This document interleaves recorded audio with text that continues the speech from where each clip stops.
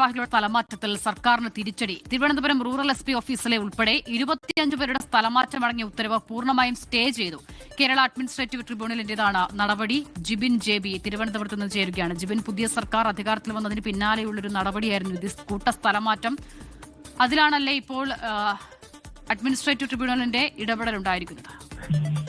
അത് തന്നെയാണ്. പക്ഷേ ആദ്യമുണ്ടായ ഇടതു സംഘടനാ പ്രസിഡന്റ് പ്രശാന്തിന്റെ ഉൾപ്പെടെയുള്ള സ്ഥലമാറ്റത്തിൽ ഇതുവരെയും ഒരു നടപടി ഉണ്ടായിട്ടില്ല, സ്റ്റേയും ഉണ്ടായിട്ടില്ല. പക്ഷേ ഈ കഴിഞ്ഞ ദിവസമാണ് തിരുവനന്തപുരം റൂറൽ SP ഓഫീസിൽ നിന്ന് 25 ജീവനക്കാർക്ക് ഉൾപ്പെടെ ഈ ഒരു സ്ഥലമാറ്റം വന്നത്. ഇതിന് പിന്നാലെയാണ് ഈ സ്ഥലമാറ്റത്തിന്റെ ഓർഡറിലുണ്ടായിരുന്ന 25 പേരിൽ 4 പേർ ചേർന്ന് അഡ്മിനിസ്ട്രേറ്റീവ് ട്രൈബ്യൂണലിനെ സമീപിച്ചത്. ഇതിനെ തുടർന്നാണ് ഇപ്പോൾ അഡ്മിനിസ്ട്രേറ്റീവ് ട്രൈബ്യൂണൽ ഈ ഒരു ഉത്തരവിന്, അതായത് 25 പേരുടെ ട്രാൻസ്ഫറിനെ ഇപ്പോൾ മരവിപ്പിച്ചിരിക്കുന്നത്. 2 ആഴ്ചത്തേക്കാണ് ഈ ഒരു ഉത്തരവ് സ്റ്റേ ചെയ്തുകൊണ്ടുള്ള ഉത്തരവ് വരികയും ചെയ്തിട്ടുള്ളത്. മറ്റൊരു കാര്യം എന്ന് പറയുന്നത്, ഇതുമായി ബന്ധപ്പെട്ട് ആദ്യഘട്ടത്തിൽ ഉണ്ടായിരുന്ന ഓർഡറുകളൊന്നും തന്നെ നേരത്തെ പറഞ്ഞതുപോലെ ഈ ഇടതനുകൂല പോലീസ് സംഘടനയുടെ പ്രസിഡന്റായിട്ടുള്ള പ്രശാന്ത് ഉൾപ്പെടെയുള്ളവരുടെ സ്ഥലം മാറ്റത്തിൽ ഇതുവരെ യാതൊരു നടപടി ഉണ്ടായിട്ടില്ല. ഇവർ അഡ്മിനിസ്ട്രേറ്റീവ് ട്രൈബ്യൂണലിലെയും